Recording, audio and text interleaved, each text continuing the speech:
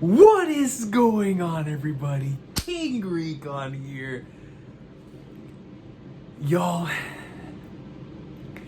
the title of the video and what you thought upon seeing the title of the video cannot possibly describe how difficult it was to narrow these down. Because not only am I going to be doing a favorite One Piece chapters video, I'm also going to be doing a favorite One Piece episodes video. So you guys can imagine how difficult that's been doing both of those lists. The good thing about doing both those lists at the same time is that I'm able to pick and choose, right? Because there's certain moments that I'm like, they have to be on here, but where do I prefer them, in the manga or the anime? And so, my rule for making this list is that I am going to have a top 10 favorite chapters and a top 10 favorite episodes, and neither are going to have moments intertwined. So if you do not see a moment on here that y'all know is legendary for me, it's because it's on the other list. You know what I'm saying? And so that is what I'm rocking with right now. And plus, there's just so many legendary chapters and episodes that I was like, you know what? What we're going to do is just play it by ear. What am I feeling today? What am I feeling today? And is it consistent with the chapters that have meant so much to me throughout all of these years and maybe even just recently, right? And so I just want to have fun with this, especially coming off of the favorite characters video. This is a personal one. This is one that, like I said, it's a celebration of everything that I love about this series. From its adventure aspect to its marvelous way of doing character introductions, to weaving its themes, to its mastering characters, to the way that the hype moments, the emotional moments, everything you could possibly think of, while also accompanying the memories that I have with the series, as well as pivotal moments in my journey as a YouTuber, as a person who's been going through this journey with y'all since 2013, covering the series weekly on here. And so that is going to have quite a bit of weight on this list, man. The main reason why I hold One Piece in as high of a value as I do, and as high esteem and as high regard as I do, is because of the weekly experience and because of the experience here with the community. And so that has to have some sort of factor on here. It's just, I can't detach it from it, right? And so there will most certainly be some entries on here that are there because of how special it was to have been there on a weekly basis, seeing it firsthand, right? And so, with that being said, let's get right into the list, man. I have, as you can imagine, like a million honorable mentions, but we'll get to that later. I want to start off with the list, man. No ties in this one, bro. Actually, there is one tie, but they're both connected within the same saga. So it's, I wouldn't even consider it a tie. It's literally the beginning and the end of said saga, right? So I felt like I needed to have both of those in there together because it's just that important. But we'll get to that whenever we get to that. Coming in number 10. Coming in at number 10, we have a chapter that dropped a few years ago. It dropped on one of those Christmas break weeks where we got a chapter earlier than the normal, release schedule. We got it around December, whatever, the end of December, and the chapter came out the week after, and then we didn't have a chapter for like 3 weeks. So we were able to really think about this one, really allow it to digest and just let it move in, man. And it's even more important to me because after this chapter dropped, I had to go on hiatus from YouTube and all this stuff for a couple months, if y'all remember that time period, and finished the rest of this particular section of the story whenever I came back. And of course, what I'm referring to is the end of the Roger section of the Odin flashback, chapter 967.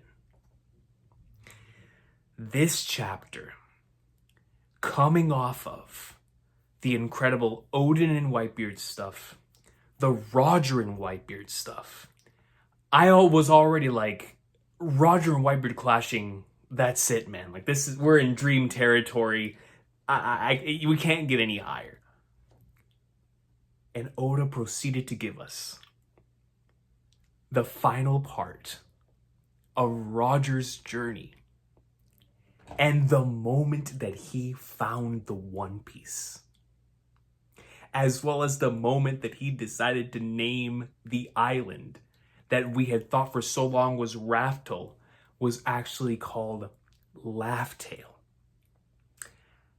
That moment in and of itself is extremely emotional, and shout out to the anime episode for doing a marvelous job of adapting it. But the chapter reading experience was so special for me because for so many years, all I wanted was more Roger content. Every little thing that we ever got from Roger, I don't care if it was in filler or not, I always soaked it in, man. He was just such a fascinating character to me. And so all I wanted was for one day to finally see a little more into that journey. And we got way more than that, man. We got like 3 chapters worth of seeing, of course, the Whitebeard side of it, but then seeing Roger as well. It was just like, man, how beautiful was that? And shout out to the anime, like I said, for adding all those additional sequences that just was really incredible. But when you reach that final page and you get to the Laugh-Tale section and he's like, yo, oh, Joy Boy, like, I wish I could have lived in your time period, man.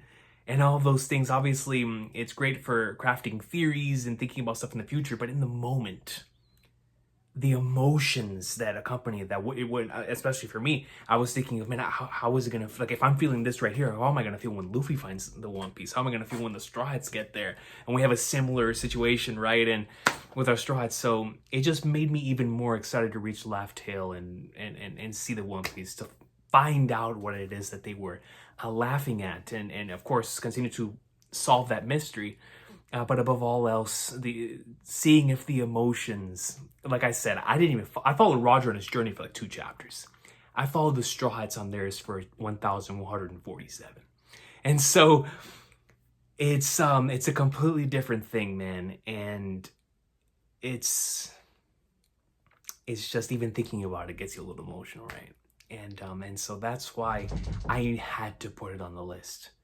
I just had to, man. The Roger stuff, like I said, this was my lasting memory of One Piece for months because I had to take a hiatus from YouTube. So this was the last thing that I read. And then I came back and finished the rest of the Odin flashback, continuing on with Wano.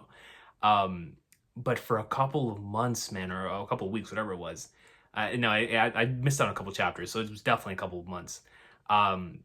This was my lasting memory of the series, and because of that, it will always have a special place in my heart. It had to be on this list, and so shout out to Roger's Adventure being at number 10, man. And speaking of dream chapters, coming in number 9.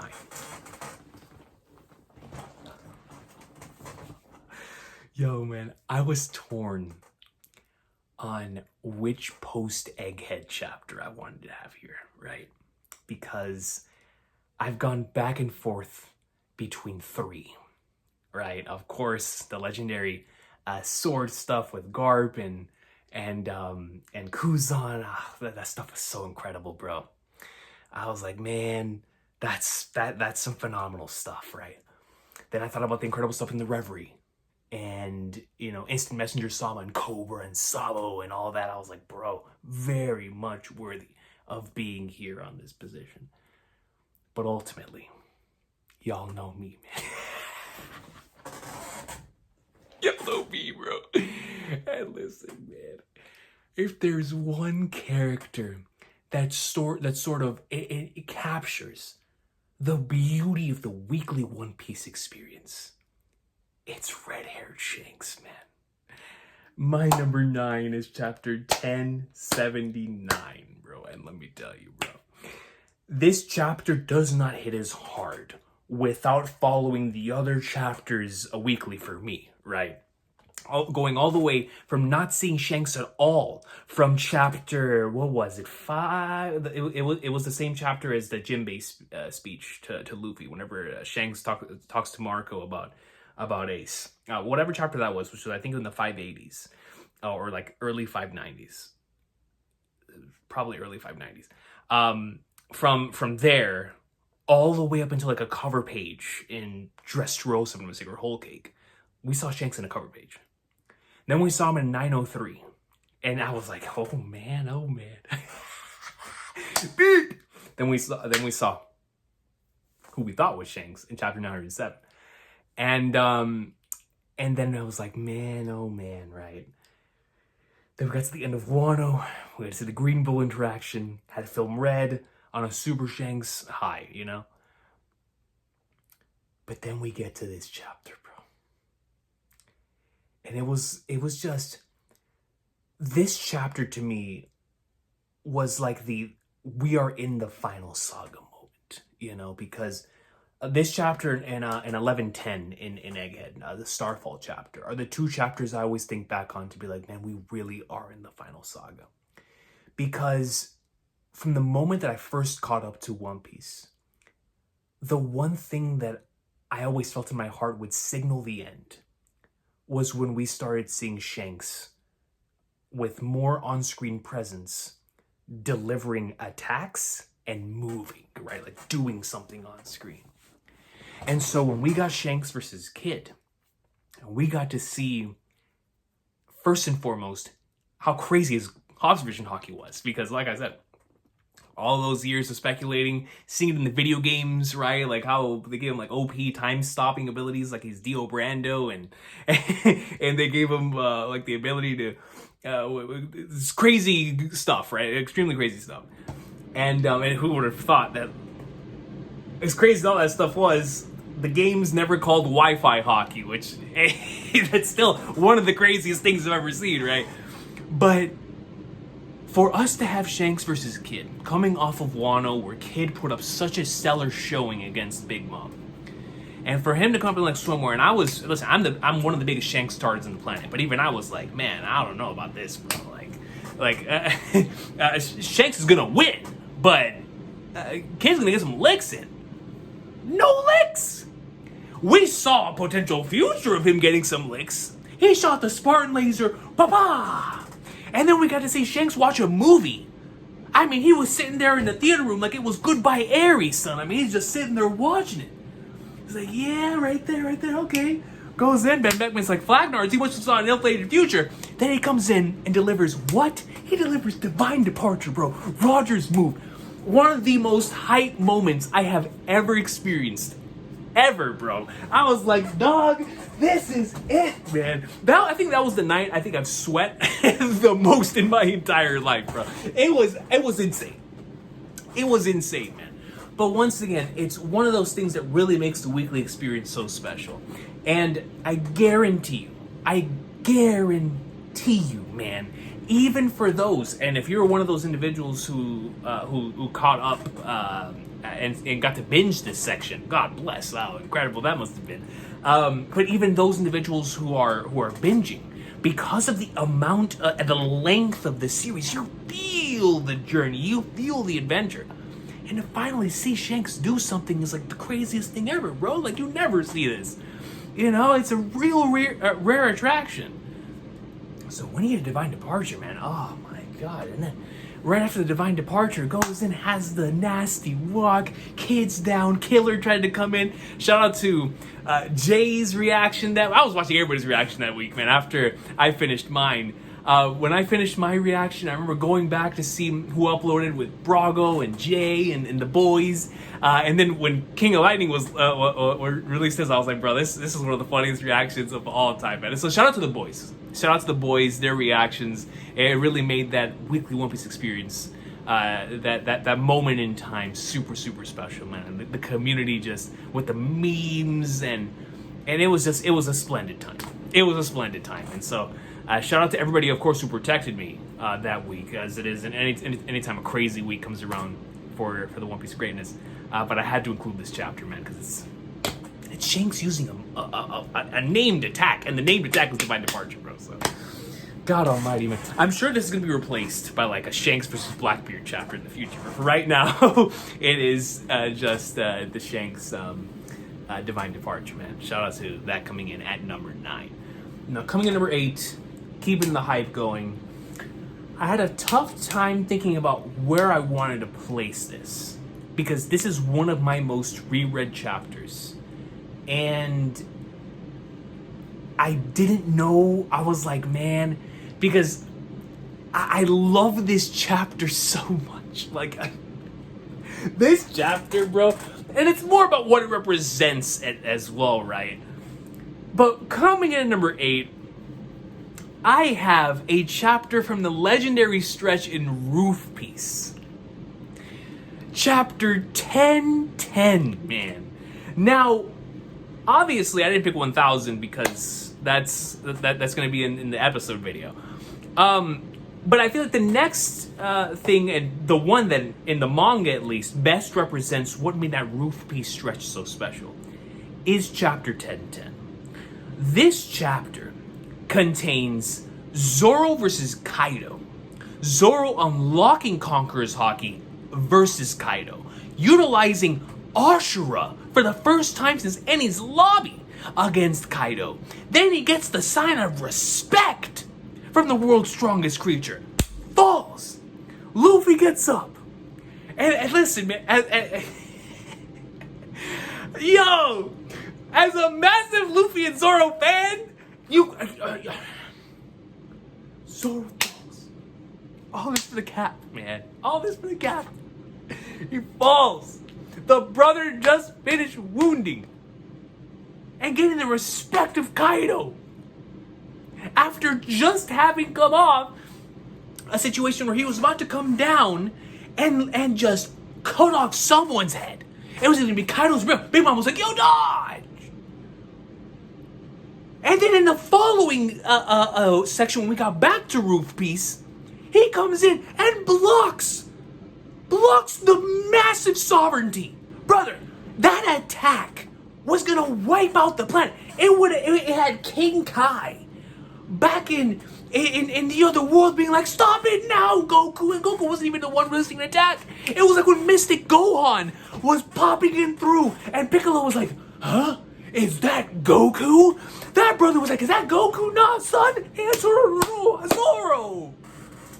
Yo, man. And he stopped an attack and I was like, my flipping guy. My God. And we had Luffy causing Kaido to dodge and then the smile. And I was like, and the rate of the law and killer kid. I was like, bro, man, the Rupee stretch is so special. But to culminate all that, Zoro falls to the ground after such an MVP level performance. He would later get back up and perform with some more greatness, but we'll talk about that in the other video. But Luffy, man, Monkey flipping D. After the Red Rock, after the dodge, after the guts, dude, this man gets up, son. And I was already moving, I was already, I was already, yeah, let's go, But when you have the brother shaking it out, and he's talking to Kaido like he's about to whoop on him. Bro, listen, man, Kaido's like, yo, what in the world is going on? And then Luffy, he's like, hold up, man, I think I might have got it. And when he delivers the first blow, dude, I mean, he hits the Yu Yu Hakusho combo from the end of Ending 1. Dun, dun, dun, dun, dun, dun, dun, dun, dun, dun, dun, dun, dun. Bro, when that Conqueror's Haki, when he didn't touch him, bro. And immediately you're like, oh my God, he hit him with the same attack as Roger and Whitebeard. He has now reached the level of utilizing Conquerors in the same way as Roger and Whitebeard. Whitebeard, bro. And Kaido's like, holy sweet mother of blackguards, man. And he's just going, bro.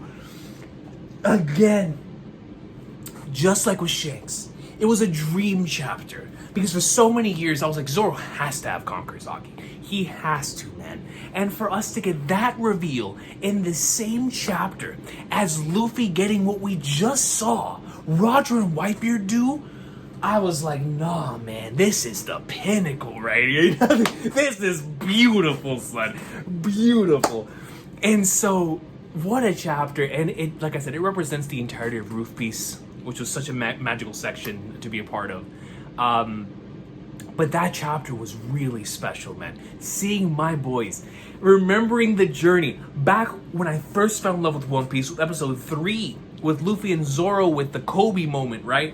And for us to come full circle, and they're boxing Yonkos. I was like, my boys, man. My flipping boys. You know what I'm saying? So shout out to chapter 1010 for coming in here at number 8, man.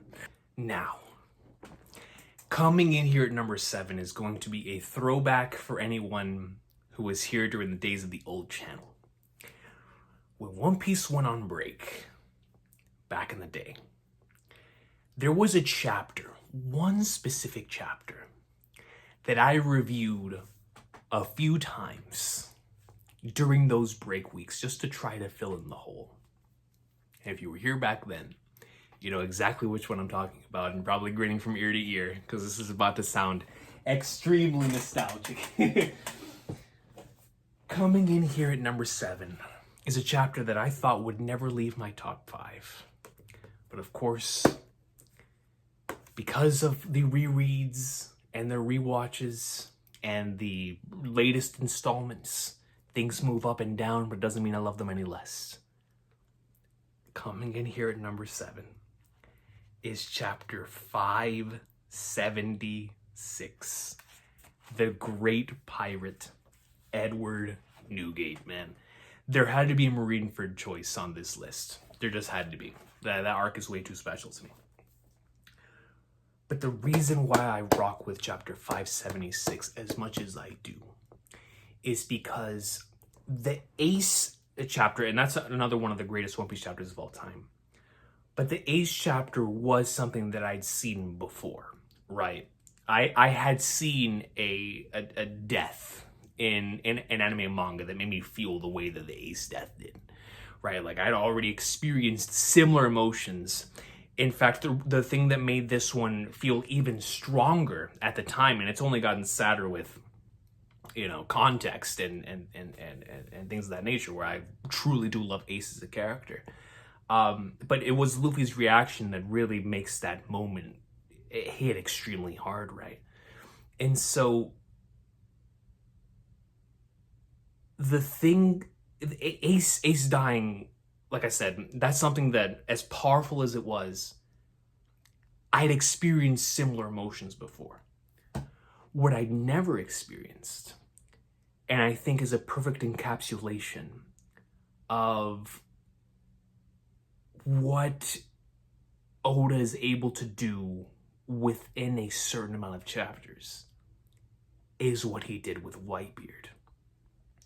Throughout the entire course of the arc, he is building both Ace and Whitebeard towards both of their conclusions. But Whitebeard, throughout the course of the entire narrative up until this point in time, is treated as this legendary figure. He's treated with this amount of respect from all individuals. We see it from, you know, from the Shankses of the world to the Mihawks of the world to anyone within the One Piece world that treats Whitebeard with, like, yo, he's that dude. And then the historical context, obviously being the rival to Roger, all of those things, right? Just the legend of Whitebeard. So when you go throughout the course of the entire arc and you see what's special to him, what is his treasure, his family, what happens when that family betrays him in a situation like Squard, how he takes care of that, how much he cares for Ace and wants to progress forward in attempting to rescue him, so much so that he's like, you know what, I'll accompany this brat and these prisoners to try to go rescue him, right? It's a really beautiful thing. Whitebeard's entire journey throughout this arc. The great father beard. But the conclusion stood out to me so much because I'd never seen a death as epic as this until this moment. Because, like I said, I would never even dare to take anything away from Ace's death. But sadness during a death is expected. Feeling a moment of triumph, a moment of just, for lack of a better term, epicness that is radiating from the page. In Whitebeard's death, I had never experienced anything like that before. Because in that very same chapter, you get to see, of course, the rest of Blackbeard's crew pull up in. They start wailing on Whitebeard. But then Whitebeard in his final moments. His final moments, bro. He's not complaining. He's not doing anything of the sort because he would never. It's like, yo, Teach, you may win today's battle, but you're not the man Roger's waiting for. And how much more weight does that have with recent context, right? With the mural and things of that nature. But then he continues and confirms that the One Piece does exist. We even get a little small section with him and Roger talking about the will of D, and it's seeing their relationship, right, and that dynamic. But that One Piece does exist, man. I mean, it became a meme there for a little while, but that's one of the most iconic moments for me in the entire series. Made even more so by the anime adaptation. But that original manga experience, man. And then the narrator comes in and he details what all the wounds and bullets, it was just, but the great pirate Edward Newgate never had a single wound on his back, signaling he never ran away from a fight, bro. He was always willing to box. And it's just, when you see his conclusion, I think of two things when I think of Whitebeard. Right, I think of a father, a great pops, but legend. He's a legend, man. He is a pure legend. The other day, my boy AJ, shout out to AJ, described Chrono Trigger as when you're playing through that game, it feels like you're playing through something legendary, playing through something of legend, of myth. That's what Whitebeard felt to me. Well, going throughout the course of the entirety of the Marineford saga, from the build-up of everybody being like, holy smokes, they're flagging us, Whitebeard might be on the way.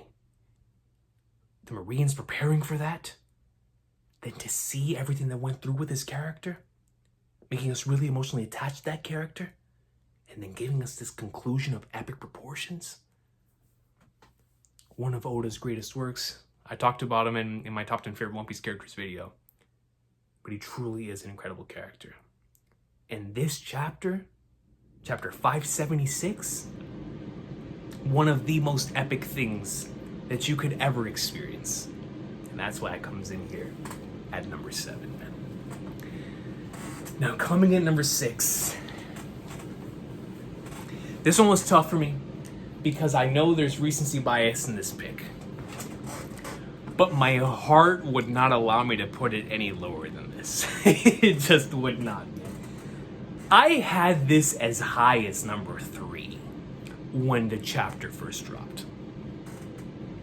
And then I was like, my goodness, man, I've got to calm down and reassess the situation because I do love a lot of chapters, right?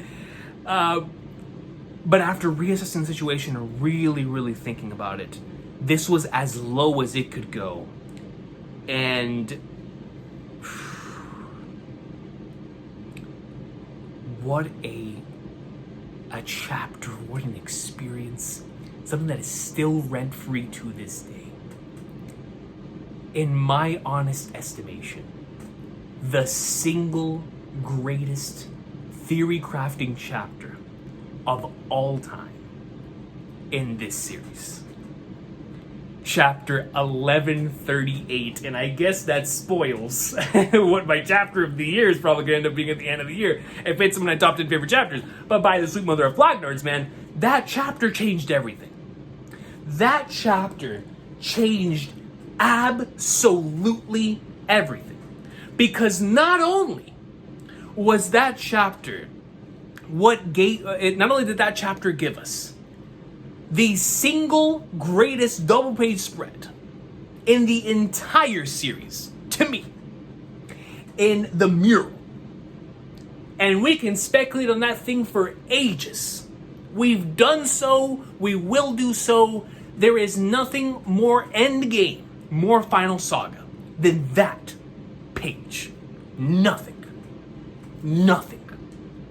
And the way that it's drawn, the art style, I just love it, man. The poems, it's peak. It's peak, man. It's capital P-E-A-K. Peak. But that's not all, man. In the very same chapter, you get the boy's dream who thought up of this mural that then ties into the themes of dreams that have been so consistent throughout the course of Elbaf, but of course, to Luffy's dream. And so, what you have here is the aspect of the theme of dreams I love so much about One Piece, while at the same time giving me a theory buffet in that masterful final page. It is exquisite, man. Truly exquisite.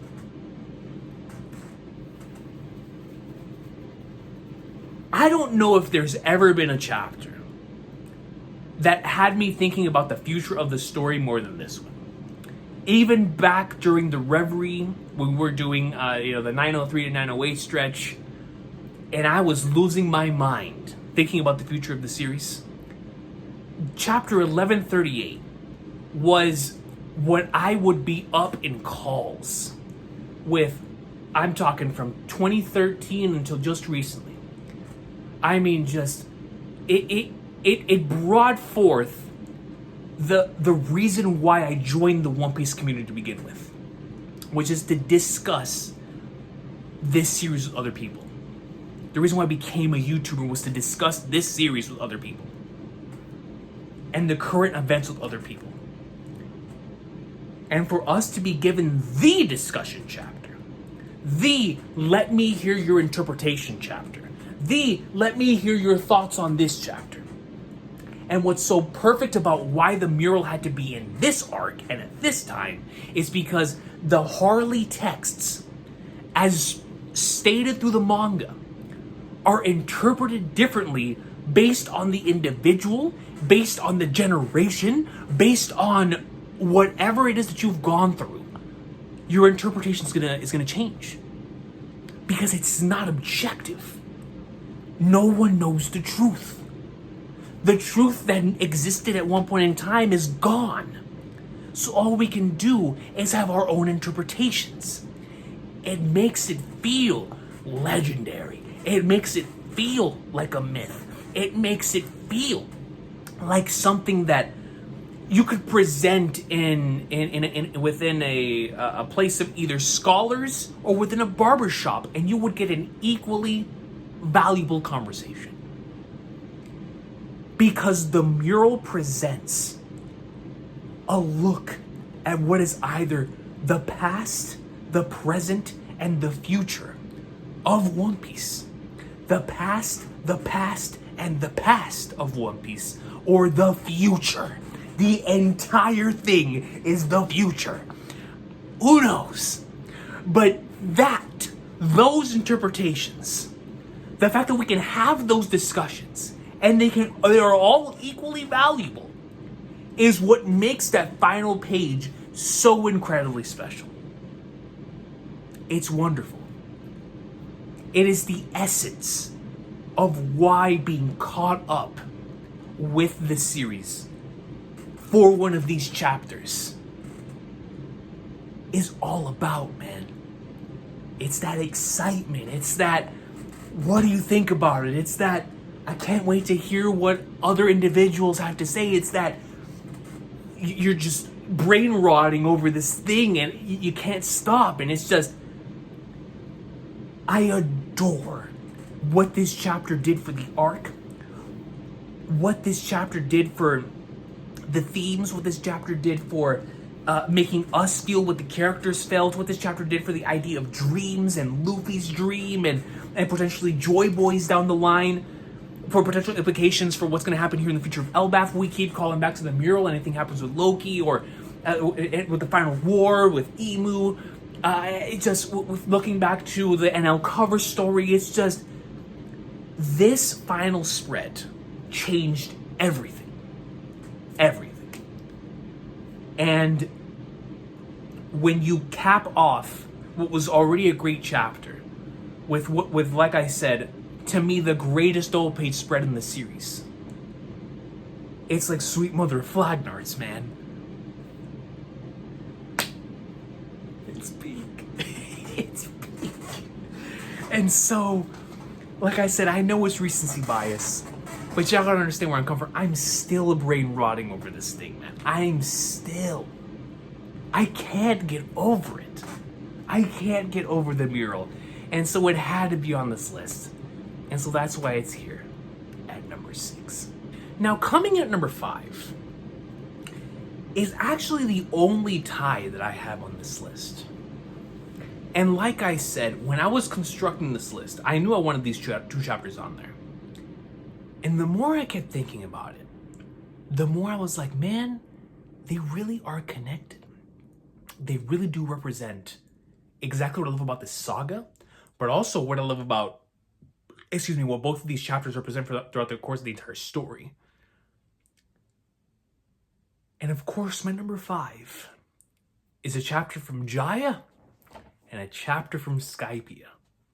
We've got chapter 225 titled People's Dreams and chapter 299 titled Fantasia.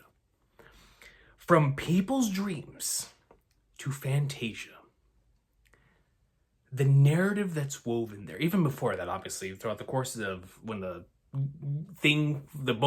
galleon falls from the sky, and you have the legendary quote from there. It's technically, until there, it's absolutely. But I want to focus on people's dreams. I want to focus on dreams and the individuals that are within this arc. Because what I love so much about these two is that it sort of represents why I love this series as a whole. Because in the short term, of course, you're able to see what happens when you present an idea at the beginning of the arc of people's dreams never end. Then have a character like Montblanc Cricket, whom obviously throughout the course of hearing about the ancestor and having gone through all of the stuff that he went through, just wanted to know the truth and get closer to that truth, comes into and meets the Straw Hats. Straw Hats are like, yo, we're gonna go up there and try to see if it does exist, because Luffy's like, sweet mother of Flagnards, I want to see it for myself. Goes up there, takes care of business, and then rings the bell. And gives us one of the most iconic pages in the entire series, where Cricket is able to say that yes, the Sky Island did exist. Noland was right. My ancestors were right. I was ridiculed, just like Luffy was ridiculed, just like Nami and Zoro were ridiculed for even believing such a thing existed. And both of them were proven right there. But it's what's so beautiful about all this is that while all of that is taking place in this short-term narrative that's at play throughout the course of this entire arc, what we then have is a representation of the entire series at play here. Because similar to how that took place in 225 and was later resolved in 299, at the beginning of the series, my boy Monkey D said he's going to be king of the pirates. And he's had time and time and time again individuals laughing in his face at his dream. Time and time again. We won't let you laugh at his dream. Different reactions to his dream. Both to the king of the pirates and to the dream, things that no one believes he can do. And every single arc, we're getting closer and closer to the powerful payoff that's going to prove all of the individuals who at one point doubted him and all of the individuals who may have felt that way but then decided to support him or support him right off the bat. Just like in that moment. And so what I love so much about these two chapters is that 225 changed the course of my entire being forever. I've written essays back in college. I did a presentation on this chapter and that particular quote, "And people's dreams never end." Blackbeard is a character, why he's so special to me. Luffy, obviously, the dynamic of my three favorite characters in the entire series, Luffy, Zoro, and Nami, and how they were at play there and how that connects to an Ichiro Oda, who of course was laughed at as well. They didn't believe in him whenever he first started writing One Piece, had to recreate it like 3 times, then eventually created the One Piece that we know today. The lowest rated chapter in the entire series is called Pirate King and Master Swordsman, with Luffy and Zoro being the main focal point. So then we pull back, and after creating the arc that put One Piece on the map and forever cemented its legacy to where it is today with Alabasta, he then goes into the following arc and writes a scene about individuals laughing at Luffy, Zoro, and Nami, the same way people in real life were laughing at Luffy, Zoro, and Nami. And then he proved them wrong the same way the Ichiro Oda proved them wrong. And it's all of that stuff together that's just so incredibly special to me. I can go back in that chapter and look at it from a meta sense, or look at it from just a fantastic piece in character dynamics, introducing a super cool way of having a marvelous and magical character introduction with Blackbeard, right? Character that had been built up for such a prolonged period of time, and having him come into the narrative at this point in time, and having that initial Dope spread be so incredibly not just iconic, but powerful in the moment, and even more powerful with context.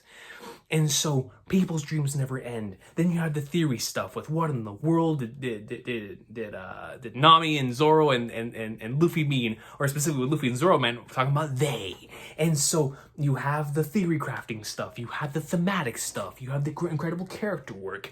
And then in the midst of all of this, you just have a really interesting, but just it reminds me of the Celestial Dragon sequence, which I always call it like a masterclass in tension and building. You're feeling something for real. Like as a reader, you're really feeling something. You want the Celestial Dragon to get punched. In a similar type of way, you really want Bellamy and the gang to be, number one, proven wrong, but number two, you want somebody to slap them in the face. And so instead of doing that, they walk away. Going back to Romance Dawn when Shanks walked away. Right, so there's so many things at play that make chapter 225 such a special chapter. The parallels to the beginning in multiple different ways, seeing how much they've grown, but also how much they still have yet to go. The Luffy and Blackbeard dynamic, and there's just so much that makes chapter 225 so special. I could talk about it for ages.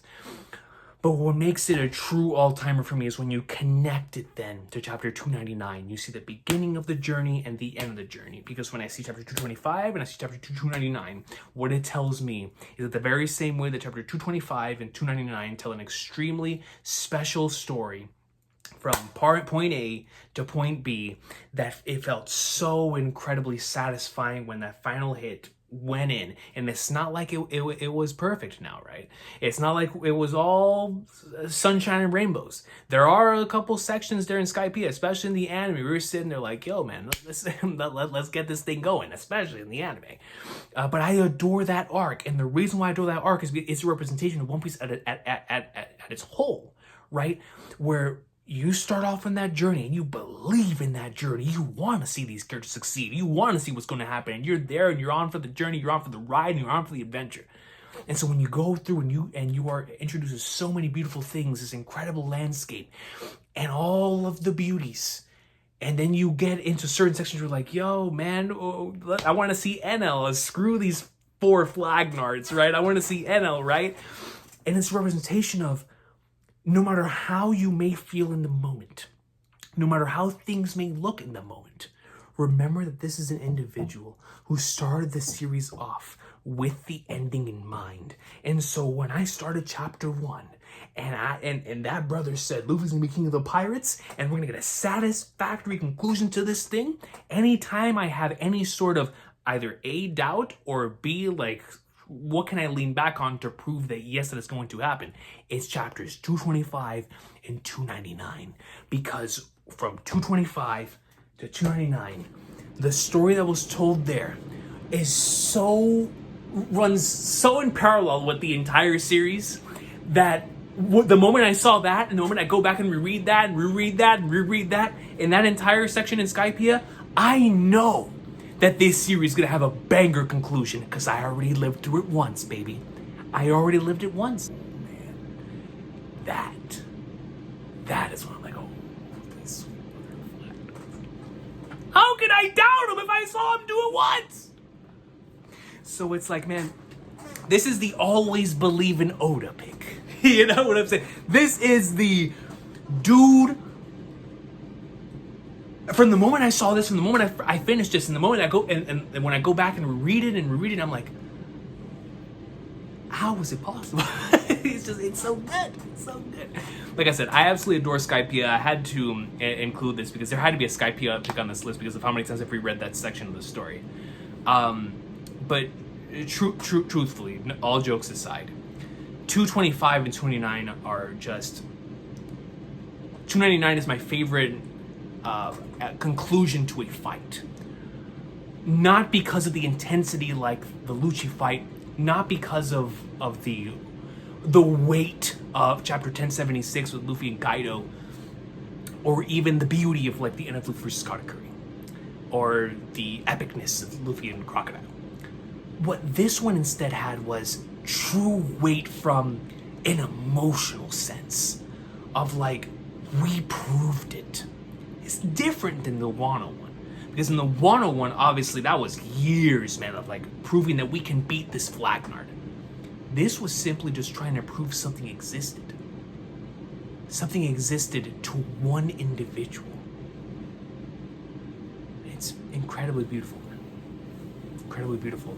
Putting to rest 400 years of history. Which is why I say, when he does that again, when Luffy takes down Imu and puts to rest 1,000, 3,000 years of history on his back, forget it. Forget it, man. That's gonna be the pinnacle. It's gonna be the pinnacle of flipping medium right there, man. I can't wait for that. Anyway, that's number 5. Shout out to Skypiea. Super special arc. Our special saga with Jai and Skypiea. Absolutely adore both of them, and that's what they had to be here on this list. So, coming in number 4. Now this, I knew this was going to be the top 4. I just didn't know the order. Two of the ones in these top 4 have been here since I first caught up. Well, technically one a little bit after, but one of them since I first got up. A second one in that initial point in time, and then the other 2 are recent picks that the moment I read them, I put them immediately up here, just immediately. And so starting us off is one of those recent picks. Starting us off is a chapter that's actually about to get animated very soon.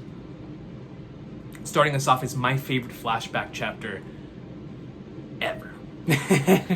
This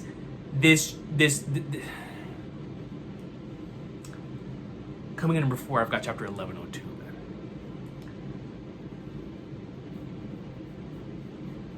This chapter concludes my favorite flashback in One Piece. But it also concludes a thing that so many of us had wanted to see for many, many years, which was the truth behind what took place on Sabaody Archipelago. Because when Kuma did what he did in the moment, obviously we were all like, what in the flying flutter is going on? There was so much chaos happening. Upon reflection, you're like, okay, something's happening. Maybe he's helping them out. We didn't know. Then we get to return to Sabaody. We see that he was protecting the ship. Kuma's such a real one, right? But we knew the flashback had to come eventually. We get to chapter 908 when we see him up in the Marijoa. And it was like, man, oh man. We start off Egghead, and we see that Bonnie lives through the memories of Kuma's flashback. Get little hints and pieces of Kuma's flashback. Then we get the actual flashback in of itself, starting with chapter 295. And it's extremely powerful. The most emotional flashback, at least for me. I was crying almost every chapter. But then you get to 1102. And 1102 is special to me the same way Yumineko is special to me. The same way that any story that has a moment that completely recontextualizes anything that comes before it. And all of those moments are always very high up for me. Very high up for me. Where I can go back and reread or rewatch a section in the story or the entire story and just have all of that be changed and elevated for the better. Chapter 1102 gives me the best of both worlds. I get the incredible conclusion. First and foremost, I get the incredible continuation to the Bonnie section of the flashback. Because remember, this is like a double flashback in one. The Bonnie section and the Kuma section, going to like Godfather stuff. Continuing the incredible 1101 and continuing Bonnie's side of the adventure. Going over to Thriller Bark. Seeing it from Kuma's perspective, all of the events of Thriller Bark. And then from Kuma's perspective, all the events in Sabaody Archipelago. And seeing the Celestial Dragon Punch, which was already one of the most impactful moments, and I'm looking forward to talking about in the other video, the anime video. Already one of the most impactful moments in the entire series. Being elevated by an individual who only dreamed of being able to do that. Who suffered so much and continued to suffer so much at the hands of these Flagnards. For him to be finally in a place of hope, in a place of, I see a group of individuals that can do it. I am going to entrust the future to them. It's some of the most beautiful stuff I have ever experienced, man. That entire section, when it recontextualizes Sabaody and Thriller Bark, I mean, 10. Goat Raw Fire Peak, 10. It's masterful. It's beautiful. Unreal, man. Unflipping real. You cut over back to Bonnie's side, receiving the letter from her father's conclusion, goes over, and then you get the happy 10th birthday sequence that is preceded by one of the greatest pages in the entire manga, which has the Kuma throughout the course of his life, and he's running and doing the...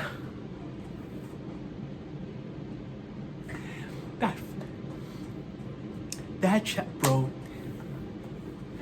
I'm telling you right now, man. The only way this chapter gets taken off of this top 5 is if the anime adaptation delivers. The anime adaptation delivers, and I'm moving it from this side over to the anime side. But besides that, I just don't see how, man. The initial impact of the emotional side of this absolutely destroyed me. I couldn't even think about the Kuma flashback. I can't even think about Kuma or Bonnie without a tear welling up.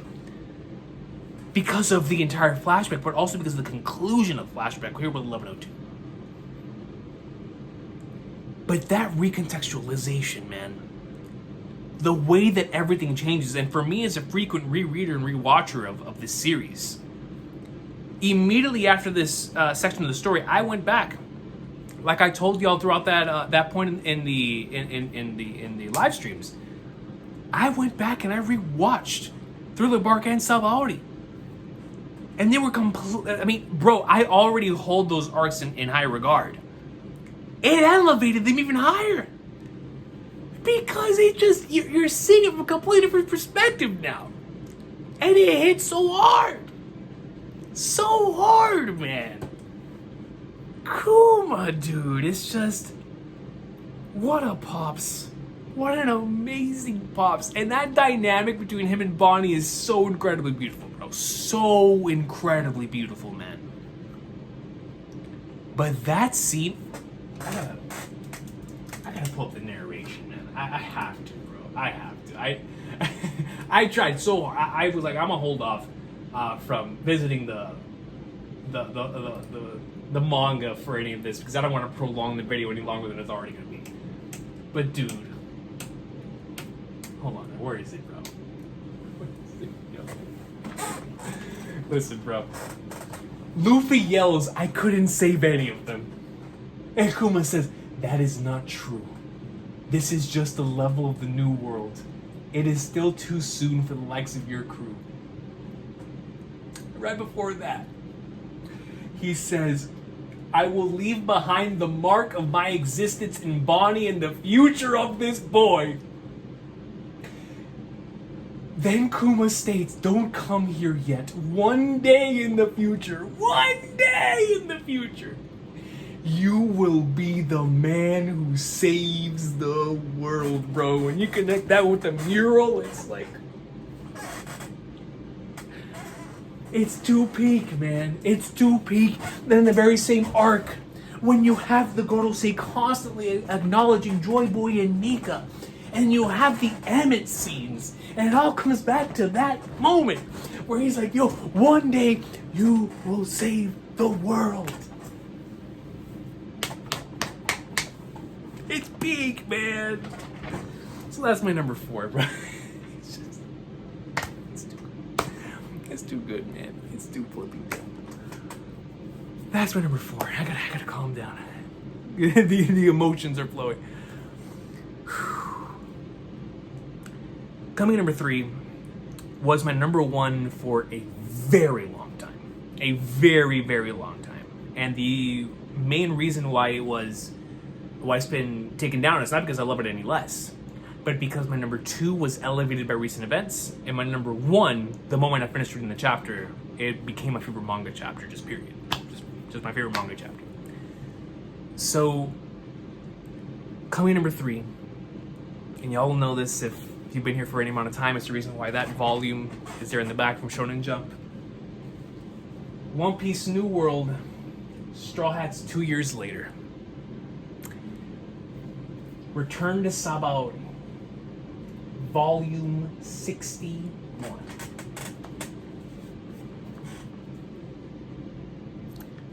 Is so incredibly special to me. Because this is the section of the story that makes me feel like I'm home. And so my number 3 is the chapter that makes me feel like I'm back home. My number 3 is the manga equivalent of me hearing Tifa's theme in Final Fantasy VII, or me hearing the PlayStation 1 or 2 startup screen, or the Xbox 360 startup screen, or like Dearly Beloved from Kingdom Hearts, or The Promise from FF13, or just any type of thing that you can think of that makes you feel like I'm back home. That sound, that soundtrack, that scene, whatever that is for you, chapter 598 is that for me. In my first go-around in college, I carry this volume with me everywhere. I carried this volume when I went to my job. At the time when I was working at CC's, y'all remember back in the CC's bathroom video days, I was working at CC's, and then I would go to class at nighttime. and obviously depending on the day, maybe school at night, then or school in the morning, then thesis at night. It depended. But I always took this volume with me, because no matter how stressed I was, no matter how much I was struggling, no matter what I was going through, I would open up volume 61 and I would feel at calm. I would feel at peace. I would feel like I was back home and everything would be okay, because I would be reminded of what my mission was. I'd be reminded of what I truly wanted to do, which is to tell a story, to do something that could make others feel what this makes me feel. The career path that I decided to embark on, but also what I wanted to do as a YouTuber, and also what I wanted to do as a person. And so it was imperative that I had this volume with me, because it's a piece of literature, as a piece of fiction that I could just look back on and just one page in and be like, yes, like I'm here. Both, number one, is a source of entertainment and a source of escape, but number two, upon that initial source of entertainment and escape, also have that I need to confront reality moment. I need to confront my current obstacle. I need to confront what I'm currently going through. It would be easy to run away, but I can't run away. I gotta come back stronger. Just like my boy Monkey D. Luffy did when he picked up the hat 2 years later, understanding that it would put a pause to the journey, understanding that it would mean a temporary separation from the people he loves most.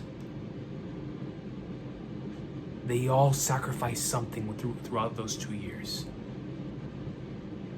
but they all overcame it and came back together in such an amazing way.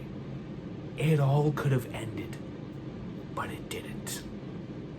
And they came back stronger than ever, ready to take on the new world, ready to take on those obstacles, ready to take on the things that they weren't strong enough to take on before. And how beautiful is that? How beautiful of a life lesson is that? So this means a lot to me in that sense, but it also means a lot to me in regards to my own personal tastes within entertainment, which is I love the getting the gang back together chapters. Listen, I love stuff like Final Fantasy VII Advent Children, reunions where individuals who used to come back together then eventually find their way back together. Obviously, I'm a wrestling fan, so I'm used to, things never ending and reunions happening with like old factions and stuff. I love all that. And so whether it's in a movie, a TV show, a book, comic, whatever it is, I always love those types of scenes, like getting the gang back together scenes. And this one was so well earned. 8 volumes from volume 53. From this volume where they were separated, all the way here in 61. Luffy got a brand new crew to try to go save his brother and failed. Or he succeeded, but, Ace then died. And for him to be at his lowest moment, for Jinbei to tell him what he told him, for us to see all the other Straw Hats, their struggles, them wanting to go out and be with Luffy at all costs, but understanding this would be for the betterment of everything after Luffy did the Oxbell ring and the 3D2Y. That chapter just means so much to me in 598. And so I've talked at length about why I love Return to Sabaody as an arc, but just for that particular chapter, seeing the Straw Hats, and like I said at the time, going back to like the being there in the moment, 5 weeks, the original super long break for One Piece, to then go in and see all these characters you love so much. and all of their new designs. And just recalling all those memories. While at the same time being like, yeah, man, this is my family. These are the individuals that I rock with. This is my crew. And whether it was back in the pre-time skip or in the post-time skip, they are who they are. And I'll always love that chapter for that representation of the Straw Hat crew. And so, like I said, for years it was my favorite chapter, but it's only gone down because 2 others were elevated. All right, one immediate and the other one was elevated just recently, actually. So much love to 598 though. So much love. Y'all know how much I love that chapter, but I just wanted to, just in case you didn't, I just wanted to talk on that. Now the next one, coming in number 2, which has always been my number 2, or technically it went down to 3, and now it's back up to 2. But this one it was my number 1, then it became my number 2, and then it stayed there for a long time, and then my number 1 came out, this one pushed back down to 3, and now it's back at number 2. Because a recent chapter, my favorite chapter of last year, and everything I went through there, elevated the events of this chapter.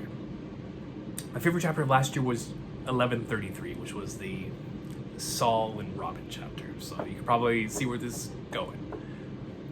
Because my number 2 is the legendary, the inevitable, the phenomenal, and the incredible. Chapter 398. The I Wanna Live chapter. This chapter, in this volume, this was the first volume I ever bought for One Piece. The reason why I chose this one first is because I told myself if I could only ever have one volume, which at the time I really only could have one volume. Out of the ones that were out, volume 61 wasn't out yet. If I could only choose one of the ones that were out at that time, it was this one. Because it contained from Luffy versus Bluno all the way to shoot down that flag and then them getting on the train. So Robin's entire flashback was here. So I couldn't even tell you the amount of times when I was younger how I went through this flipping volume, man. So many times. But similar to 299 and 225, where I was able to see the brilliance of setup and payoff. When I saw the I Wanna Live scene, and I thought back to the beginning of Water 7, where everything started off in Water 7, how everything was so chaotic. And I really didn't know where things were going to go with our crew, with the story. And then you hit us with this. As someone who wants to write stories for a living, I could not have received a greater eureka moment at that moment in my life than this one. Because not only was it extremely powerful as a personal thing of the I want to live moment as just a cry out, right? As like a yes, I do want to live. Take me out to sea with you. Not only in the moment is it extremely special because you understand how much that means to Robin, and with context even more so with 1133. But to me personally, the beauty of payoff, the beauty of seeing all of the questions, all of the emotional setup that was presented in Water 7, then paying off in this masterful way, especially in this particular volume, with Soga King shoot on that flag after everything Luffy went through with Usopp. For Usopp to be the one that shoots down the WG's flag and declares war? When the whole reason this started is because of what he was going through with the Mary, but also because he felt like he was insignificant and didn't feel as strong as the others. And then came a situation where he was able to do what only he could do, which was shoot down the flag. Come on, man. Come on, bro. You go get the CP9 standoff. We enter Robin's flashback. You get to see how important so much of this is for the grand scale of everything within the arc. But also from an emotional standpoint, understand why Robin has done and made the decisions she's made up until this point. For her to yell, "I want to live," man, I don't give a flying flat who you are, bro. That junk hits. That junk hits, man. And the first time I experienced it, like I said, was in the anime. But I've reread the volume so many times that it's become my source of this chapter. The way in which I view this moment through is the lens of the manga. And I hope to one day create something that could give someone that moment of eureka or euphoria that would then cause them to want to create something of their own the same way this did for me. Because from people's dreams never end, and then seeing the incredible stuff there in Skypiea, and starting off Water 7, being so incredibly invested, more invested than I had ever been in anything up until that point, and then getting the payoff to that, and wanting to truly go out and create something of my own, all I could ever want is to cause that within someone else. And so what you have in this chapter is something that is incredibly creatively inspiring, something that is incredibly moving on a personal level, but then in narrative, in context of the story, is one of the most powerful moments ever, man. You want to talk about Luffy, this is my MC moments. This is one of the very greatest, dude. This, similar to the Celestial Dragon punch, similar to whenever he punched Bellamy and the People's Dreams Never End. In this moment, you see how much he does not give a flying flagnards.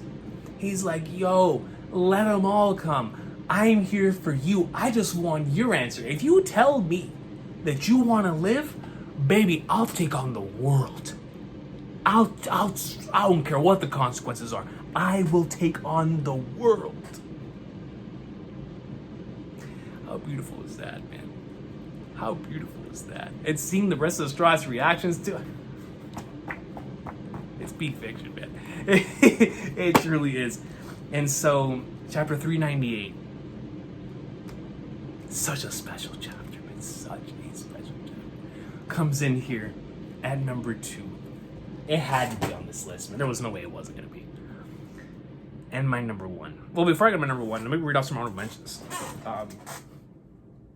Everybody knows what my number 1 is. I'm sure you have to.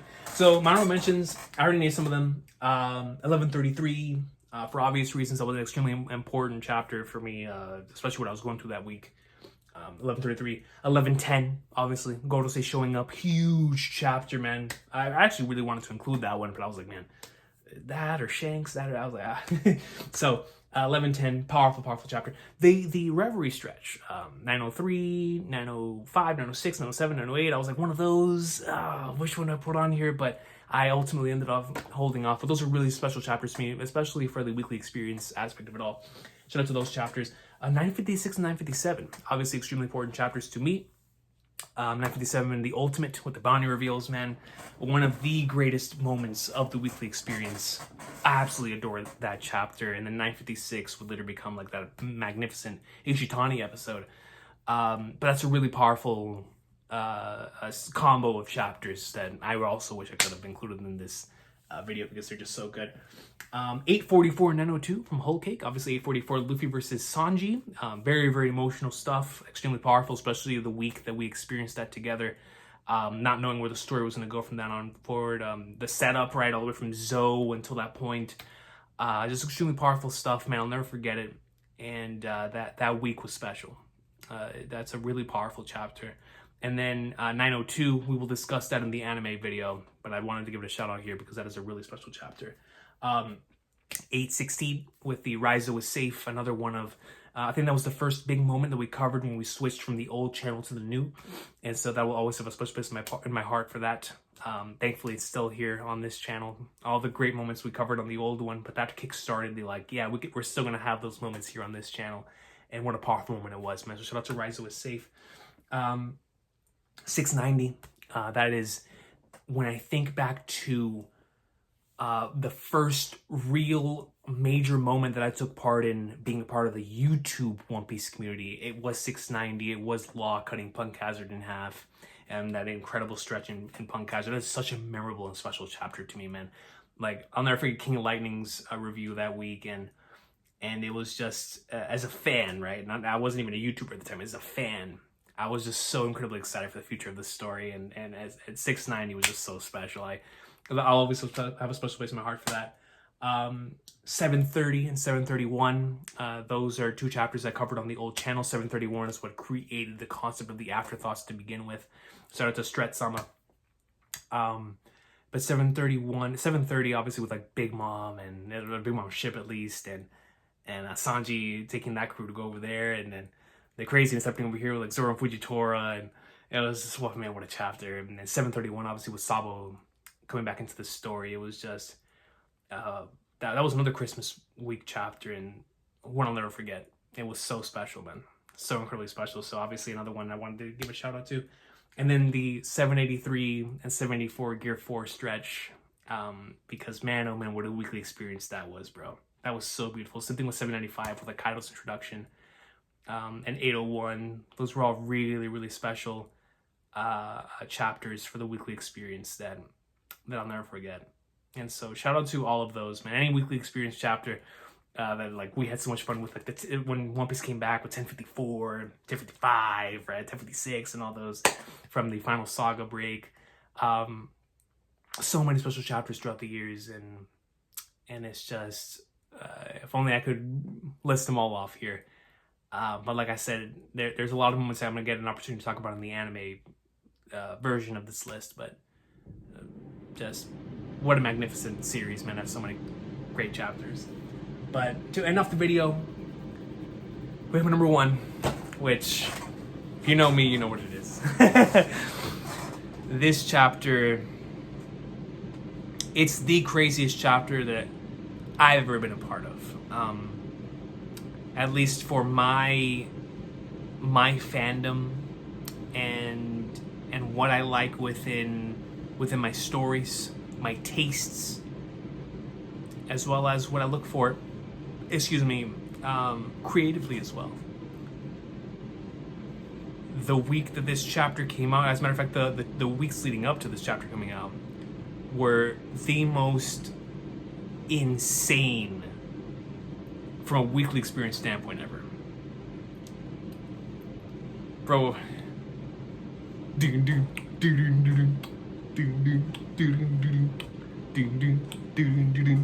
Big fiction. I mean, bro. My number one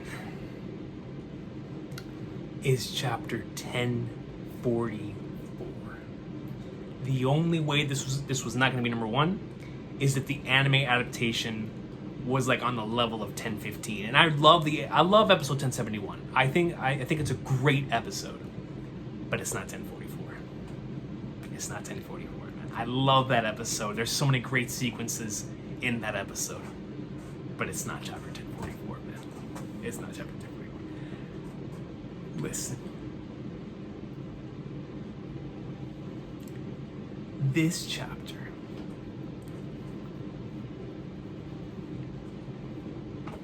where's my volume?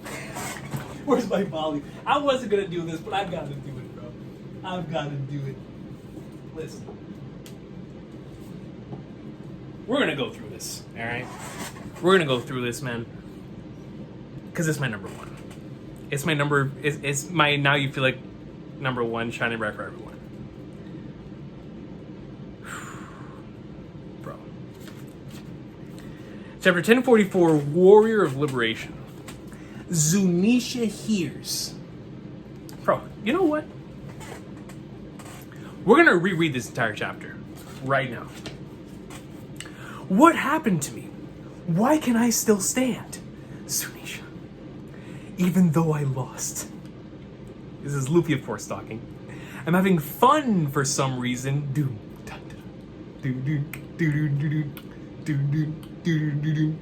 And he's just laughing. Momonosuke's like, oh, Sumo, they're flattened, man. He's shaking. He's shaking with the power of P-Fiction. Luffy is Joy Boy? Remember, we're coming off of the week and being like, what does that mean? What does Joy Boy has returned mean? Does that mean Joy Boy's about to take over his body? What about the thing on his face? Is it resin? Is it what is it, man? There was all the theories and all the craziness. Come off to this first page. Luffy is Joy Boy? What's going on there? Yamato, is that what Zunisha's saying? We go over to Pleasure Hall? Eek! You're awake, Sir Pirate. Sanji's like, Luffy. He's like, I feel him. Where is he? And automatically like, oh my god. If he's feeling him, that means the Conqueror's talking. The man is feeling the aura. He's feeling the aura, man. Performance floor. Kid. Law. Hyogoro the Flower. What? Is that you, Straw Hat Fellow? Marco. Mugiwara. Hey, he's still breathing. Luffy's alive. Big Brother's still breathing. Nami and Tama.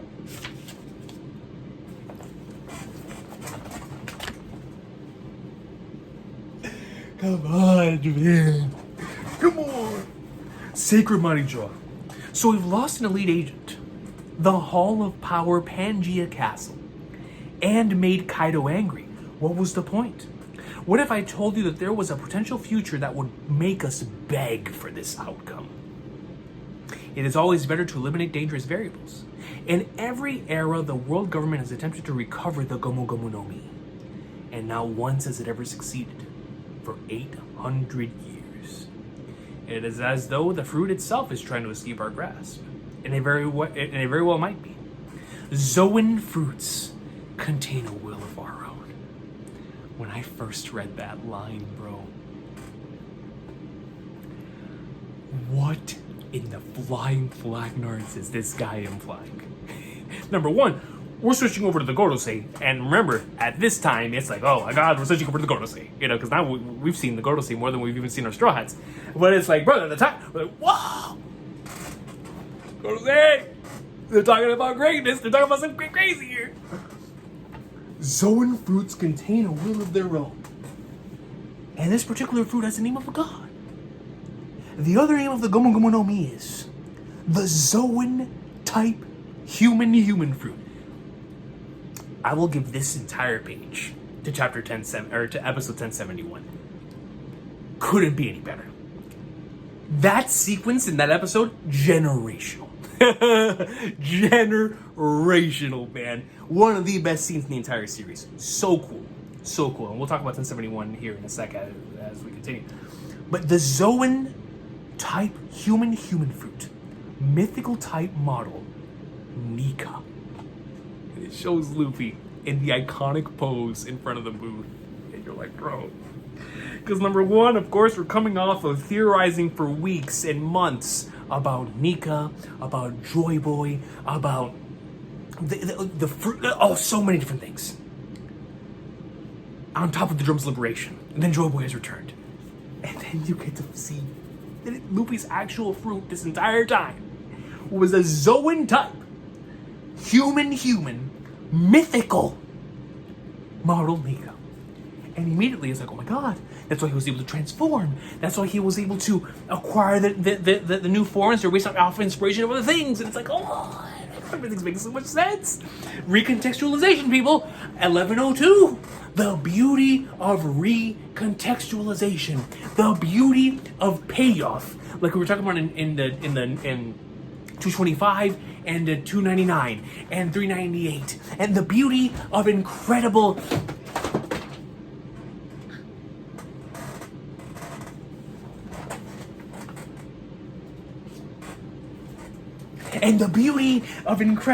it captures the very essence of what makes this series so special. The adventure aspect that makes this series so special. The tone that makes this series so special. And so we continue. Pose.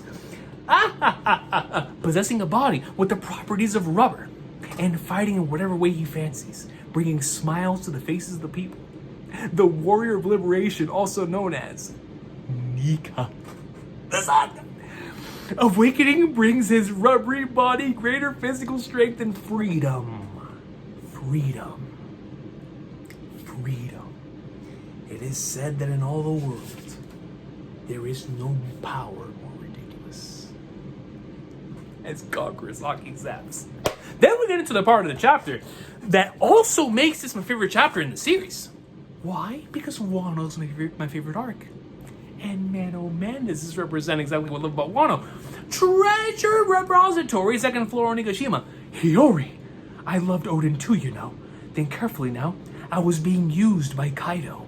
Come, let's escape his wrath together. Now undo the nails.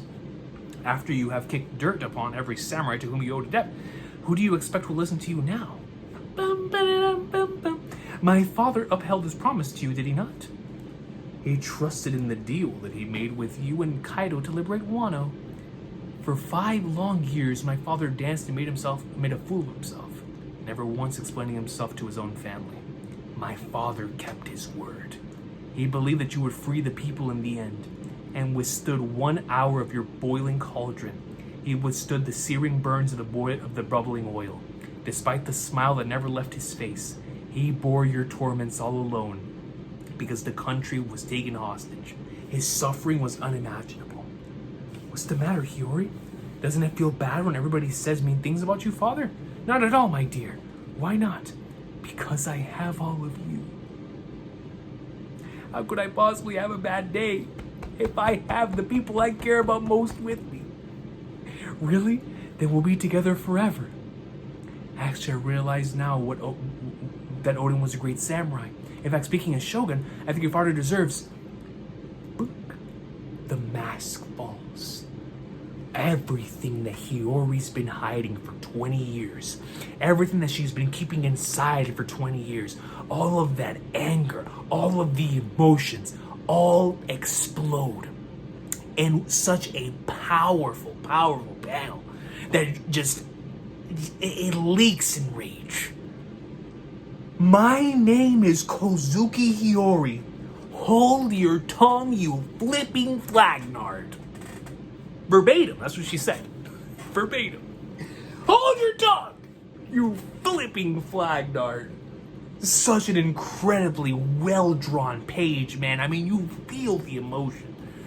And of course, having this in the same chapter as Luffy awakening is so special, because in Odin, who went through so much to try to free his people, was of course unsuccessful. So Luffy, who's coming in bearing that burden, bearing the, not because he considers himself to be the hero, but because he wants to help Kinemon, he wants to help his friend, he wants to help Momonosuke, he wants to ensure that the future of his friends here on this island, for the individuals that are here like Tama, can one day eat food the same way that he is able to, the same way that he's able to thanks to Sanji on the ship, the same way that those who are free are able to, because to him, being able to eat means being able to be free. And so when you have all of that together, it's like, oh man, could not have put that flashback any better than in this chapter. Hee! No matter the growling of the empty stomach and the rags I had to wear, I never shamed my father's name. You were never the shogun, not even for a single day. Wicked, foolish, and wretched. The worse you became, the greater the insult to the lives that were lost. And I love this line so much. I love this entire panel so much. As someone who really loves Gintama, and in Gintama there's an arc that means the world to me called the Shogun Assassination arc. And in there you get to really pose the question, what does it mean to be a shogun? And you explore that through multiple different characters. You explore the idea of general, the idea of shogun, the idea of loyalty to the shogun, the idea of like an act of rebellion against that shogun, the idea of so many different things within that particular section of the story. And I'll never forget entering Wano. One of the questions that was asked to me was, do you think this arc will ever surpass Shogun Assassination as like a potential favorite of yours? Because only time will tell. And so for the chapter that forever changed everything for me in this chapter to contain something that directly reminded me of that arc was just in another, like, this was a chapter made for me. You know what I'm saying? Oh, whoa, whoa, whoa, hey, not so fast. Don't do anything rash now. Revenge is antiquated, it's behind the times. And killing me won't make it any easier to beat Kaido. Lord Orochi, I have failed. Is that Conjuro? I am spent. No, perfect timing. I gave you a new play to perform. Burn that woman to death. Leap onto her clothing. We'll call it the failure of the woman's 20-year revenge. Alas, what a tragic tale.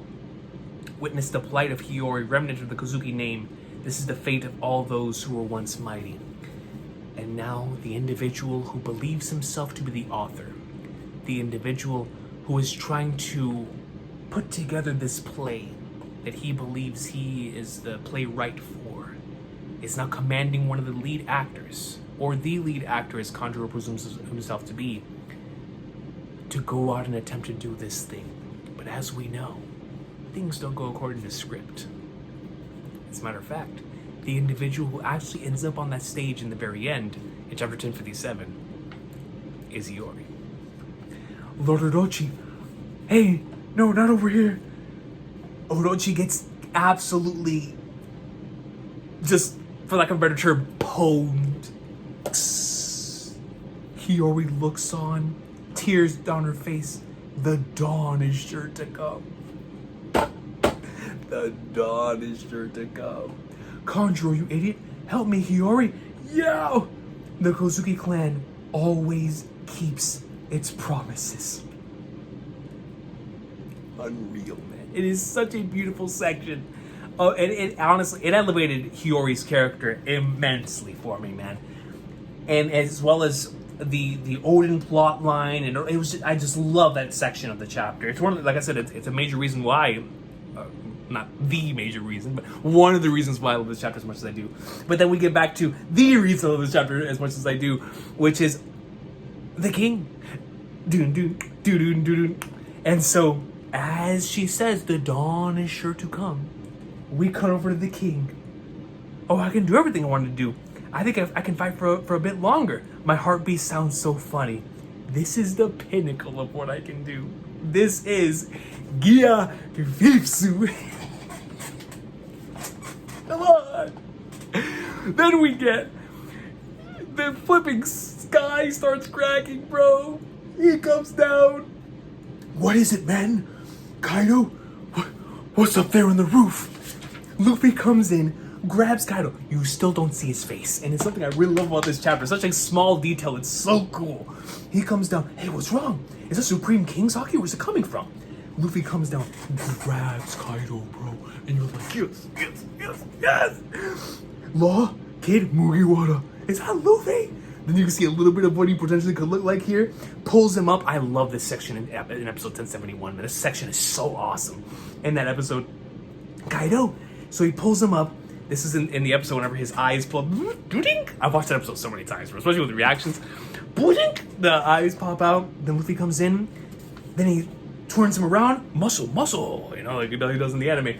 And then just woo, woo, woo. And it's just so cool. And then at this point in time, when you see the eyeballs pop out, you're like, oh, man. Because number one, you see him whenever he pulls out like the little thing, and it's like, oh, what is going on here? Like, this looks crazy. Then his eyes start popping, and he's like, oh man, we're touching into the aspect of this series that has been so quintessential to it. The cartoon nature of it. Going back into its origins, the same way that Araki went back to his origins when developing Steel Ball Run with, you know, the very first thing that he created was a Western, because that's really what he was invested in, what he wanted to create. And he was able to eventually create his own Western that would forever, be in the annals of literature, right, in Steel Ball Run. Oda, who always wanted to make a silly cartoon based on Tom and Jerry and all of the things that he was inspired by, was able to finally make that, bro. He'd already been created up until this point in time, but now he had the freedom to do all of those silly gags that he'd always wanted to do. Oda now had the freedom to do that. Luffy now had the freedom to do that. And it's so beautiful throughout just thinking about it through the context of Wano itself as an arc, a Kaido who represents Asian culture, right, and the Japanese idea, especially at the time, of not wanting to accept any ideas from the outside and being so true to their cultural values, and specifically in terms of the cartoons that are being created, the comics that are being created, the literature that's being created. And Ichiro Oda, who's coming in and wanting to take inspiration from the outside world and wanting to take inspiration from cartoons from the West and from films, things of that nature from the West. And a Monkey D. Luffy who finds all this stuff to be so fascinating. You have the representation of cartoons and an individual who both represents the beauty of Japanese anime and manga and comics and storytelling, and also carrying within it things he finds interesting about European literature or French literature or Hispanic literature or American literature or cartoons or film or whatever. Somebody who's directly inspired by so much of that. Breaking down those borders. And so he comes in, he just starts playing Bam Bam with them, and you still don't get to see his full face. Then you see a little bit of it, you see the white hair. You're like, what in the world's going on, man? I'll never forget the night this came out when he had like the red thing and the golden hair. I was like, bro, this is insane. He finishes playing Bam Bam with him, and he starts laughing. He has the little Tweety Bird thing. Stride, you survived, thank you. This section right here is insane in the anime, man. Blast breath. Luffy continues to laugh. He comes up. Wah! Eyes. Goes in. Magic cylinder. Pops it back at him. And then you get what is, for me, the panel that represents this series. Gear 5. Yeah. I'm sorry about that idiot earlier. I didn't want to win that way. Don't sweat it. Let's finish this up. My favorite stretch of chapters in the entire series, as y'all know, is that 1042 to 1045 stretch, that entire original Gear 5 stretch. Gear 5 is my favorite thing, just period. The concept, the idea, what it means for the story, what it means for Oda from a meta sense, the cartoony nature of it. As someone who reads, of course, a lot of anime and manga, seeing all the different types of ways that the medium has evolved, seeing Oda call back to the things that made the medium so, the things that were so a part of the medium in the beginning and were slowly fallen off and let away throughout the years, both in Western and Eastern comics and cartoons, were those gags and silly things that were within them. And what's so incredibly cool to me about that is this is an arc about letting go of things that have been like tying you down while searching for brand new potential really cool ideas that you haven't been able to explore yet. But at the same time, Luffy's ability, the conception behind it, is calling back to the history. It's preserving the history of this. It's preserving the history of the things that have been lost to time. It's so incredibly meta and beautiful. The same way that the gags and things of this nature, you don't see them in comics anymore, and are now being preserved by Luffy's ability. This is the same way that Nika itself, the idea of that has now been preserved through Luffy, that was lost to time for 800 years and has now returned. And it's just, when you combine the meta sense with the what's happening in the moment sense, the weekly One Piece experience sense, the thematic importance of it, what it means to me as both a creative and as somebody who just really enjoys this type of stuff in my manga, somebody who just really loves transformations, man. Transformations are the coolest things ever. And this is my favorite transformation ever. And it reminded me of my days watching Dragon Ball Z, and I just love this chapter. I love this chapter, I love this stretch. It's everything. This chapter is everything I would ever want instead of a manga chapter. It's funny, it's epic, it's emotional, it completely changes the series and puts it on its head, recontextualizes everything, made Luffy, a character that I already loved, into my favorite anime character, period. It's just, what more can I say, man? It's chapter 1044. It's the Warrior of Liberation. It's my favorite One Piece chapter of all time. There's so many incredible chapters.